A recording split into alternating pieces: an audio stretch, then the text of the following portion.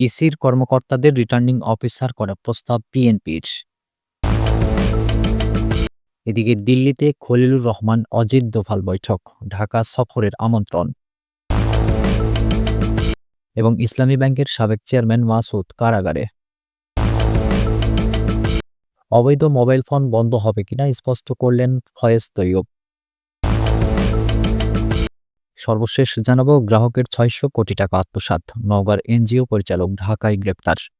শুনছিলেন সংবাদ শিরোনাম, এবারে বিস্তারিত। ইসির কর্মকর্তাদের রিটার্নিং অফিসার করার প্রস্তাব বিএনপির। ত্রয়োদশ জাতীয় সংসদ নির্বাচনের নিয়মকানুন মানার প্রতিশ্রুতি দিয়ে রিটার্নিং কর্মকর্তা হিসেবে নির্বাচন কমিশনের নিজস্ব কর্মকর্তাদের দায়িত্ব দেওয়ার প্রস্তাব করেছে বিএনপি। দলটি মনে করে এতে বাংলাদেশের রাজনীতিতে গুণগত পরিবর্তন আসবে।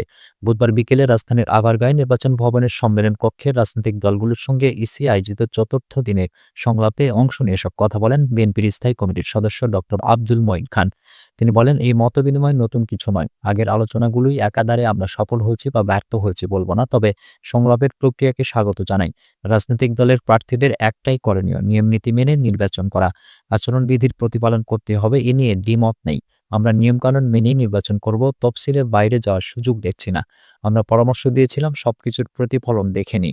আব্দুল মঈন খান বলেন, যতই অঙ্গীকারনামা নেওয়া হোক, নিজেদের সংশোধন না করলে তো কোনো কাজে আসবে না। এক্ষেত্রে শাস্তির বিধান স্পষ্ট না। যত নিয়মনীতি তৈরি করা হবে তত তা লঙ্ঘনের প্রবণতা বাড়বে। কাজেই এটা যত সিম্পল করা যায়।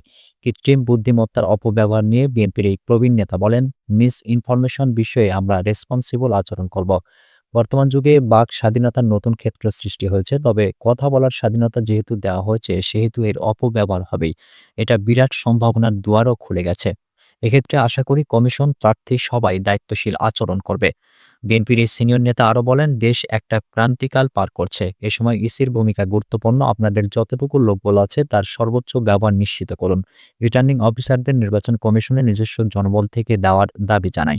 রিটার্নিং কর্মকর্তা, সহকারী রিটার্নিং কর্মকর্তা নির্বাচন কমিশনের নিজস্ব কর্মকর্তা হলে বাংলাদেশের রাজনীতিতে গুণগত পরিবর্তন হবে। আব্দুল মঈন খান বলেন, সমমনা দলগুলো ১.৫ দশক ধরে শুধু একটি উদ্দেশ্য নিয়ে কাজ করছি, একটি সুষ্ঠু নির্বাচনের জন্য। ইসি শক্ত অবস্থানে থাকুন, সংবিধানে আপনাদের ক্ষমতা দিয়েছে। নতজানু হওয়ার কোনো কারণ নেই। ধর্মকে রাজনৈতিক কারণে যেন কোথাও ব্যবহার না করা হয়। প্রধান নির্বাচন কমিশনার এএমএম নাসির উদ্দিনের নেতৃত্বে সংলাপে অন্য নির্বাচন কমিশনার, ইসি কর্মকর্তা ও বিভিন্ন দলের নেতারা অংশ নেন। দিল্লিতে খলিলুর রহমান অজিত দোভাল বৈঠক, ঢাকা সফরের আমন্ত্রণ। ভারতের রাজধানী নয়াদিল্লিতে বাংলাদেশের জাতীয় নিরাপত্তা উপদেষ্টা ডক্টর খলিলুর রহমান ও ভারতের জাতীয় নিরাপত্তা উপদেষ্টা অজিত দোভালের দ্বিপক্ষীয় বৈঠক হয়েছে। বুধবার দিল্লিতে বাংলাদেশ হাই কমিশনের এক সংবাদ বিজ্ঞপ্তিতে তথ্য জানানো হয়। এ সময় ডক্টর খলিলুর রহমান সুবিধাজনক সময়ে বাংলাদেশ সফরের জন্য ভারতের জাতীয় নিরাপত্তা উপদেষ্টা অজিত দোভালকে আনুষ্ঠানিক আমন্ত্রণ জানান। সপ্তম কলম্বো সিকিউরিটি কনক্লেভের এনএসএ স্তরের বৈঠকে অংশ নিতে ডক্টর খলিলুরের নেতৃত্বে একটি প্রতিনিধি দল ভারতে অবস্থান করছে। এ সফরকে ঘিরেই অজিত দোভালের সঙ্গে তাদের সৌজন্য সাক্ষাৎ ও বৈঠক হয়। গত বছরের ৫ আগস্টের পর এটি অন্তর্বর্তী সরকারের কোনো উপদেষ্টার দ্বিতীয় ভারত সফর। এবছরের ফেব্রুয়ারিতে ইন্ডিয়া এনার্জি উইকে অংশ নিতে জ্বালানি উপদেষ্টা মোহাম্মদ ফাউজুল কবির খান ভারত সফর করবেন। ইসলামী ব্যাংকের সাবেক চেয়ারম্যান মাসুদ কারাগারে। ১৮৯ কোটি টাকার ঋণ কেলেঙ্কারি অভিযোগে দুদকের করা মামলায় ইসলামী ব্যাংকের সাবেক চেয়ারম্যান ওবায়েদ উল্লাহ আল মাসুদকে কারাগারে পাঠানোর আদেশ দিয়েছেন ঢাকার একটি আদালত। বুধবার তাকে ঢাকার মহানগর দায়রা জজ মোহাম্মদ সাব্বির ফয়েজ এই আদেশ দেন।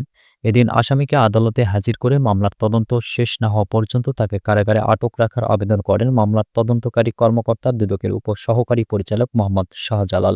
শুনানি শেষে বিচারক তাকে কারাগারে পাঠানোর আদেশ দেন। গত ২৮ সেপ্টেম্বর অগ্রণী ব্যাংকের চট্টগ্রামের আসাদগঞ্জ শাখা থেকে নিয়ম ভেঙে ঋণ নেওয়ার মাধ্যমে ১৮৯ কোটি ৮০ লাখ টাকা আত্মসাতের অভিযোগে ওবায়দুল্লাহ মাসুদ সহ ১১ জনের বিরুদ্ধে মামলা করে দুদক। মাসুদ একসময় অগ্রণী ব্যাংকের মহাব্যবস্থাপক ছিলেন। অবৈধ মোবাইল ফোন বন্ধ হবে কিনা স্পষ্ট করলেন ফয়েজ তৈয়ব। অবৈধ মোবাইল ফোন আমদানি রোধে বিটিআরসি কর্তৃক এনইআইআর সিস্টেম চালুর ঘোষণার পর দেশে ব্যবহৃত হ্যান্ডসেট বন্ধ হয়ে যাওয়া নিয়ে সাধারণ ব্যবহারকারীদের মধ্যে যে আতঙ্ক ও বিভ্রান্তি ছড়িয়েছিল সে বিষয়ে স্পষ্ট করলেন প্রধান উপদেষ্টা ডাক, টেলিযোগাযোগ ও তথ্য প্রযুক্তি মন্ত্রণালয়ের দায়িত্বপ্রাপ্ত বিশেষ সহকারী ফয়েজ আহমদ তৈয়ব। তিনি নিশ্চিত করেছেন, বর্তমানে দেশে ব্যবহৃত কারো কোনো মোবাইল ফোন বন্ধ হবে না। বুধবার দুপুরে নিজের ফেসবুক পেজে দেওয়া এক পোস্টে তিনি এ তথ্য জানান এবং জনগণকে সতর্ক থাকার আহ্বান জানান। দেশে ব্যবহৃত কোনো মোবাইল ফোন বন্ধ হবে না জানিয়ে তিনি বলেন, একটি বিষয় স্পষ্টভাবে জানাতে চাই, বর্তমানে যে মোবাইল ফোন আপনি ব্যবহার করছেন সেটি বৈধভাবে কেনা হোক, অবৈধভাবে কেনা হোক বা বিদেশ থেকে আনা হোক, কোনোটাই বন্ধ হবে না। আপনার ব্যবহৃত চলমান হ্যান্ডসেট বন্ধ হয়ে যাবে এমন আশঙ্কা সম্পূর্ণ ভুল। তিনি আরও বলেন, ১৬ই ডিসেম্বরের পর থেকে অবৈধ আমদানিকারকদের মাধ্যমে দেশেই চোরাপথে আনা নতুন হ্যান্ডসেটগুলো বাংলাদেশের নেটওয়ার্কে কাজ করবে না। এর বাইরে সাধারণ ব্যবহারকারীর কোনো ফোন বন্ধ হবে না। আপনার কেনা হ্যান্ডসেটটি বৈধ বা অবৈধ কিনা তার যাচাই আপনি শোরুম থেকে জাস্ট একটি এসএমএস এর মাধ্যমে করতে পারবেন। আরেকটি বিষয়, যে কেউ বিদেশ ভ্রমণে নিজের ব্যবহারের ফোনের বাইরে একটি অতিরিক্ত মোবাইল ফোন সাথে আনতে পারবেন বলে জানিয়েছেন তিনি। গ্রাহকের ৬০০ কোটি টাকা আত্মসাৎ, নওগাঁর এনজিও পরিচালক ঢাকায় গ্রেপ্তার। নওগাঁয় একটি এনজিও খুলে প্রতারণার মাধ্যমে গ্রাহকের ৬০০ কোটি টাকা আত্মসাতের অভিযোগে করা মামলায় প্রতিষ্ঠানটির পরিচালককে গ্রেপ্তার করেছে পুলিশ। নাজিমুদ্দিন তনু নামে সেই ব্যক্তি নওগাঁর বন্ধু মিতালি ফাউন্ডেশনের পরিচালক। বুধবার সকালে ঢাকার দক্ষিণখান এলাকা থেকে তাকে গ্রেপ্তারের কথা জানিয়েছে সিআইডি। এ নিয়ে মামলাটিতে এখন পর্যন্ত ৬ জনকে গ্রেপ্তার করা হয়েছে। সিআইডি সংবাদ বিজ্ঞপ্তিতে বলেছে, নওগাঁ সদর মডেল থানায় প্রতারণার অভিযোগে তনুর বিরুদ্ধে গত ১২ই নভেম্বর একটি মামলা হয়। তিনি মাসে ১ লাখ টাকার বিপরীতে ২,০০০ টাকা লভ্যাংশ দেওয়ার কথা বলে গ্রাহকদের আকৃষ্ট করেন। কিছু গ্রাহক লভ্যাংশ পেলেও বেশিরভাগ গ্রাহক পেতেন না। মামলাকারী এজাহারে তথ্য দেন, সেই এনজিওতে তার আমানত ২০ লাখ টাকা। এছাড়া ভুক্তভোগীদের প্রায় ১৫০ কোটি টাকা জমা রয়েছে। এ পর্যন্ত ৮০০-র অধিক গ্রাহক ৬০০ কোটির বেশি প্রতারণার শিকার হয়েছেন বলে প্রাথমিক তথ্য মিলছে, যা যাচাই বাছাই করা হচ্ছে। বিজ্ঞপ্তিতে আরও বলা হয়, গ্রাহকদের বেশিরভাগই দরিদ্র জনগোষ্ঠী। ২০২৪ সালের আগস্টের পর থেকে এনজিওটির আর্থিক লেনদেন অস্বচ্ছতা দেখা দেয়। গ্রাহকরা তাদের জমাকৃত অর্থ কিংবা ঋণের অর্থ ঠিকঠাক তুলতে পারছিলেন না। বিষয়টি পরিচালক সহ সংশ্লিষ্টদের বলার পর তারা সময় চান এবং কৌশলে এড়িয়ে যান। এক পর্যায়ে ওই এনজিওর পক্ষ থেকে টাকা ফেরত দেওয়া হবে না বলে জানিয়ে দেওয়া হয় এবং যারা সেখানে টাকা আনতে যান তাদের তাড়িয়ে দেওয়া হয় বলে অভিযোগ করা হয় মামলায়। মামলাটি বর্তমানে সিআইডির নওগাঁ জেলা ইউনিট তদন্ত করছে। সুপ্রিয় দর্শক, এই ছিল এখনকার মতো সর্বশেষ সংবাদ। পরবর্তী সংবাদ দেখার আমন্ত্রণ রইল।